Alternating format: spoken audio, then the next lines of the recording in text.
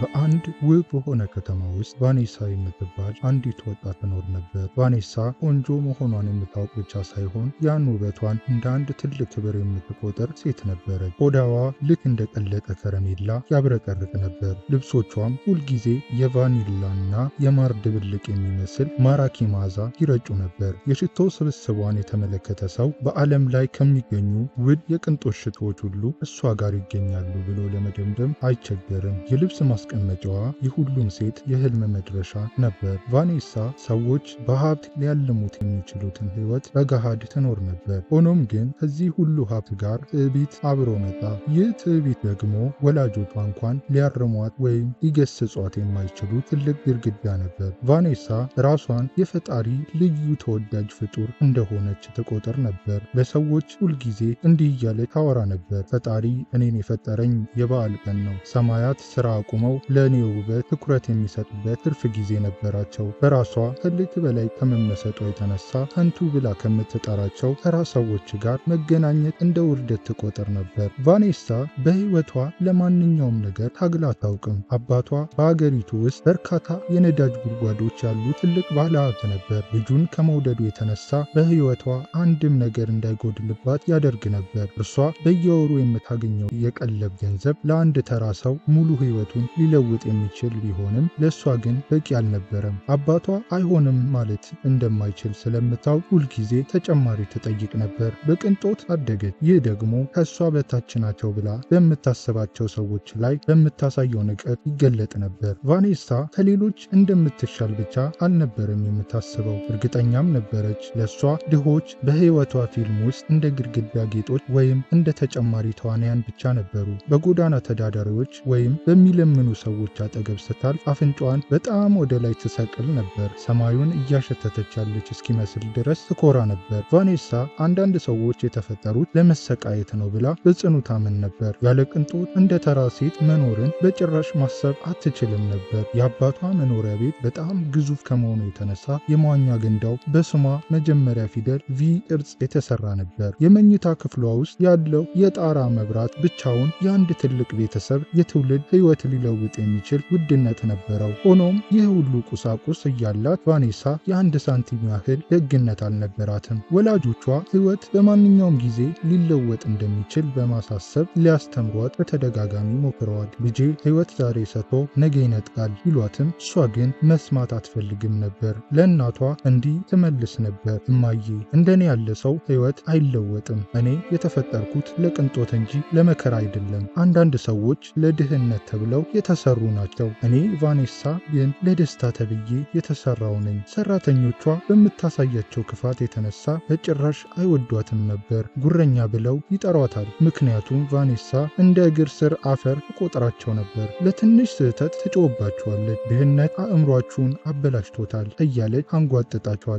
አንድ ቀን የከተማው ፀሐይ በጣም በበረታበትና መንገዱ እንደ ቀለጠ መስታወት በሚያብረቀርቅበት ወቅት የቫኔሳን ህይወት ለዘላለም የሚቀይር ክስተት ተፈጠረ። ቫኔሳ በመኝታ ክፍሏ ውስጥ በትልቅ አልጓ ላይ ተኝታ በብርድ ልብስ ተጠቅልላ ነበር። ስልኳን እያየች በማህበራዊ ሚዲያ ላይ የቅንጦት ህይወታቸውን የሚያጋሩ ሰዎችን ፎቶ ብቻ ላይክ ታደርግ ነበር። የድሮ የትምህርት ቤት ጓደኞቿን ፎቶ ግን እኔ ባለውበት ደረጃ ላይ አይደሉም በሚል ንቀት ትዘላቸዋለች። በድንገት በበሩ ላይ ከፍተኛ መንኳኳት ተሰማ። ዘበኛው ኩንሌ በሩን ሲከፍት አንዲት በጣም የደከሙ አሮጊት ቆመው አየ። እግሮቻቸው በአቧራ ተሸፍነዋል፣ እጆቻቸውም ይንቀጠቀጡ ነበር። ለመጠጥ የሚሆን ትንሽ ውሃ ለመኑ። ልጄ እባክህ ውሃ ብቻ ስጠኝ፣ ፀሐዩ በጣም በረታብኝ፣ ተጠማው አሉት በደካማ ድምፅ። ኩንሌ አዘነላቸውና ውሃ ሊያመጣ ሲል ቫኔሳ በቁጣ ወደ በሩ መጣች። በሬ ላይ ጫጫታ የሚፈጥረው ማን ነው አለች ቫኔሳ። አሮጊቷን ስታይ ፊቷ በንቀት ተለወጠ። ይህ ነገር በሬ ላይ ምን ይሰራል ብላ ጮኸች፣ ልክ እንደ እንስሳ እየጠቆመች። አሮጊቷም ልጄ እባክሽን ውሃ ብቻ ሲሉ ንግግራቸውን አቋረጠች። አሃ ወደ እኔ መኖሪያ ቤት የመጣሽው ውሃ ለመለመን ነው ብላ በፌዝ ሳቀች። ድሃ ስለሆንሽ እኔም መረበሽ ትቻለሽ? በዚህ በቆሸሸ እጅሽ በሬን ታንኳኳያለሽ? እኔ ማን እንደሆንኩ ያወቅሽ አልመሰለኝም።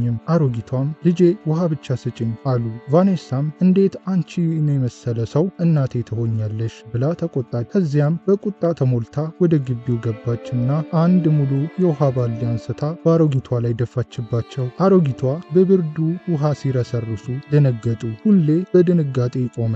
ቫኔሳም ሌላ ጊዜ ውሃ ከፈለግሽ ላብሽን ጠጪ፣ ዳግመኛ ወደ ቤቴ አትምጪ ብላ በሩን አዘጋች። ቫኔሳ ወደ ክፍሏ ተመልሳ ምንም አይነት ጸጸት አልተሰማትም። እንዲያውም የአሮጊቷን ቪዲዮ ቀርጻ በማህበራዊ ሚዲያ ላይ ለማኞች ለምን ይኖራሉ? በምን ድፍረት ነው በሬን የሚያንኳኩት? ብላ ለጥፋው። ጥቂት ሰዎች ሲስቁላት፣ ሌሎች ደግሞ ተቆጡ። ቫኔሳ ግን ለሁሉም ስድብ መልስ ነበራት። ከዚያም ትንሽ ራስ ምታት ስለተሰማት አጭር እንቅልፍ ለመተኛት ጋደማለች። ከጥቂት ሰዓታት በኋላ ስትነቃ ግን ሁሉም ነገር ተለውጦ ነበር። መኝታ ክፍሏ የለም፣ የጣራ መብራቱ የለም፣ ሁሉም ቅንጦት ጠፍቷል። ቫኔሳ ያለችው በአንድ ጠባብና መጥፎ ሽታ ባለው ቤት ውስጥ በቆሻሻ ወለል ላይ ነበር። ቆዳዋ ተጨማዷል፣ ልብሷ ተቀዷል፣ እግሮቿም ተሰነጣጥቀዋል። በድንጋጤ እየጮኸች ወደ ውጭ ወጣች። ሰዎች እንደ እብድ ያዩታል። በአቅራቢያው በነበረ የመኪና መስታወት ራሷን ስታይ በዛች ባዋረደቻት አሮጊት አካል ውስጥ መሆኗን ተረዳች። አይሆንም፣ ይህ ሊሆን አይችልም ብላ ጮኸች። እኔ ቫኔሳ ነኝ፣ ከአባቴ ጋር በሀብታም ከተማ ውስጥ የምኖር ባለጸጋ ሰው ነኝ ብላ ብትጮህም ማንም አላመናትም። ሰዎች ይስቁባትና ያፌዙባት ጀመር። ማነዎችን አሮጊት ባለሀብት ያላት እያሉ ያሾፉባት ጀመር። ቫኔሳ ለመጀመሪያ ጊዜ ፍርሃት ተሰማት። ወደ አባቷ ቤት በባዶ እግሯ እየተጓዘች ሄደች። ዘበኛውን ኩንሌን በበሩ ላይ ያገኘችው። ኩንሌ እባክህ እኔ ነኝ ቫኔሳ፣ የሆነ ተአምር ተፈጥሮ ነው ብላ ብትለምነውም ኩንሌ ግን በዱላ አባረራት። አንቺ አሮጊት በየቀኑ እየመጣሽ አትረብሽኝ፣ ካልሄድሽ በዱላ መታሻለሁ አላት። በዛው ቅጽበት አሮጊቷ በቫኔሳ ወጣት አካል ውስጥ ሆና ከቤት ወጣች። ቫኔሳ ሰውነቴን መልሽልኝ ብላ ብትለምንም አሮጊቷ ግን አሁን ድሃና የተጠማ መሆን ምን እንደሚመስል አወቅሽ ብላ በፌዝ ተመለከተቻት። ቫኔሳ በጎዳና ላይ ወጣ ቀረች። ሆዷ በረሃብ ተቆረጠ፣ ጉሮሮዋ በውሃ ጥም ደረቀ። ቫኔሳ በጎዳና ላይ መኖር ጀመረች። ማንም ዞር ብሎ አላያትም። ረሃቡ ሲጠናባትና ማንም እንደማይረዳት ስታውቅ ልቧ መሰበር ጀመረ። አንድ ቀን አንዲት እናት ለልጆቿ የሚሆን ትንሽ ገንዘብ ስትጠይቃት ቫኔሳ አሁንም በኩራት እኔ ባንክ መስልሻለሁ ሂጅልኝ ብላ አባረረቻት። ሆኖም ረሃቡ እያሰቃያት ሲሄድ አንድ ቀን አንዲት ሴት ልብሷ በደም ተበላሽቶ ሰዎች ሲስቁባት ስታይ ቫኔሳ የራሷን ሻርፕ አውልቃ ሸፈነችላት። ሴትየዋም አመሰገነቻት። ቫኔሳ ለመጀመሪያ ጊዜ ከገንዘብ ውጭ የሆነ የሰው ልጅ ምስጋና ተሰማት። በኋላም ጓደኞቿ በሬስቶራንት ውስጥ ስለ እሷ ሲያወሩ ሰማች። ቫኔሳ በጣም ክፉ ነች፣ የአባቷ ገንዘብ ከሌለ ባዶ ነች እያሉ ሲሳለቁባት ሰማች። ቫኔሳ በዛች ደካማ አካል ውስጥ ሆና አለቀሰች። እውነተኛ ጓደኛ እንዳልነበራት ተረዳች። በሰራችው ስህተት ሁሉ ተጸጸተች። አንድ ቀን አንድ ትንሽ ልጅ መንገድ ላይ ለማቋረጥ ሲቸገር አየች። በፊት ላይ ቢሆን ኖሮ አልፋው ትሄድ ነበር። አሁን ግን እጁን ይዛ አሻገረችው። ልጁ አመሰግናለሁ ማማ ሲላት ውስጧ በደስታ ተሞላ። ቫኔሳ በሰዎች ላይ በሰራችው በደል ሁሉ ተጸጸተች። እባክህ አምላኬ ሆይ አንድ ዕድል ስጠኝ፣ ዳግመኛ ክፉ አልሆንም ብላ መሬት ላይ ወድቃ አለቀሰች። በሚቀጥለው ቀን ጠዋት ስትነቃ በሚገርም ሁኔታ በራሷ መኝታ ቤት በራሷ አልጋ ላይ በራሷ አካል ውስጥ ሆና ተገኘች። ቫኔሳ በደስታ ጮኸች፣ ተመልሻለሁ ብላ አለቀሰች። ነገር ግን ይህ ለቅሶ የኩራት ሳይሆን የምስጋና ነበር። ያሳለፈችው መከራ፣ ረሃብና ንቀት ሁልጊዜ በአእምሯ ውስጥ ይመላለስ ነበር። ወዲያው ሰራተኞቿን ጠርታ ይቅርታ ጠየቀች። ስለ ሁሉም ነገር ይቅርታ፣ እንደ ሰው ባለማክበሬ ተጸጽቻለሁ አለቻቸው። ሰራተኞቿ በድንጋጤና በደስታ አለቀሱ። ቫኔሳ ከዚህ ቀን ጀምሮ ሰራተኞቿን እንደ ቤተሰብ ማየት ጀመረች። ደሞዛቸውን ጨመረችላቸው፣ እንደ ሰውም አከበረቻቸው። ያቺን አሮጊት ፈልጋ ይቅርታ ለመጠየቅ ብትሞክርም ልታገኛቸው አልቻለችም። በመላው አገሪቷ ብትፈልግም አሮጊቷ የሉም። ሆኖም በመጽሐፏ ውስጥ አንድ ማስታወሻ አገኘች። ደግነት የነፍስን ጥም የሚቆርጥ ውሃ ነው፣ ስለጠጣሽው አመሰግናለሁ የሚል ነበር። ቫኔሳ ያኔ ያቺ አሮጊት ተራ ሰው እንዳልነበሩ ተረዳች።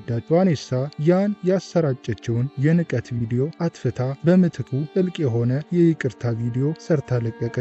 ሰዎች ተገረሙ። አሁን የምትኖረው ለሌሎች እንጂ ለራሷ አልነበረም። የከተማው ሰዎች ስለ ቫኔሳ ለውጥ ማውራት ጀመሩ። ቫኔሳ አሁን ገንዘብ ሊገዛው የማይችለውን ሰላም አገኘች። እውነተኛ የውስጥ ሰላምና ደስታ ያለው በውስጣችን ባለው ደግነት እንጂ በሀብታችን አይደለም። ሕይወት በቅጽበት ሊለወጥ ይችላል።